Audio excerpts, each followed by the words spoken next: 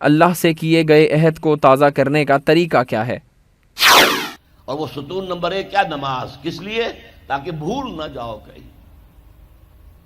5 دفعہ دن رات میں نکلو اپنے کاروبار سے. صبح نیند بڑی ٹھنڈی ہوتی ہے، بڑی ٹھنڈی ٹھنڈی ٹھنڈی ہوا، ساری رات حبس رہا ہو تب بھی صبح ضرور کچھ نہ کچھ ہوا چلتی. مریض ساری رات تڑپتا رہا ہو لیکن صبح کے وقت آ کر اسے کچھ نہ کچھ سکون آتا ہے. تو فجر کی نماز کی اذان ہو گئی ہے، سن لی ہے، لیکن لیٹنے کو جی چاہ رہا ہے. اس کے خلاف جد و جہد کریں گے، اپنے نفس کے خلاف، تبھی تو اٹھیں گے نا.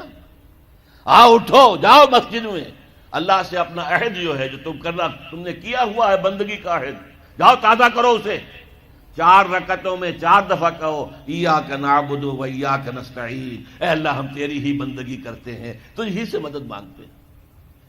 پھر تم دھندا کرو گے، کاروبار کرو گے، دفتروں میں جاؤ گے، پھر ظہر کے وقت پھر آ جاؤ مسجد میں، پھر عہد تازہ کرو.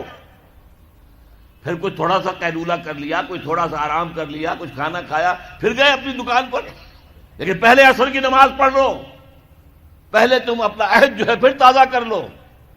پھر غروب سورج کے وقت پھر تازہ کرو، رات کو سونے سے پہلے پھر تازہ کرو.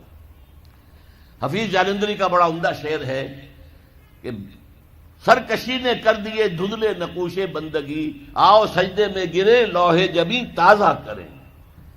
یہ ہماری یہ سلیٹ ہے، لوح تختی ہے، اس پر لکھا ہوا کہ ہم اللہ کے بندے ہیں. لیکن سرکشی جو اندر سے آ رہی ہے نفس کی، اس نے اس لوح کے اوپر جو لکھا ہوا ہے ہم اللہ کے بندے ہیں اسے دھندلا کر دیا ہے. آؤ سجدے میں گریں، زمین پر اپنی اس پیشانی کو رگڑیں تاکہ وہ جو نقش ہے بندگی کا وہ تازہ ہو جائے. سرکشی نے کر دیے دھندلے نقوش بندگی، آؤ سجدے میں گریں لوح جبیں تازہ.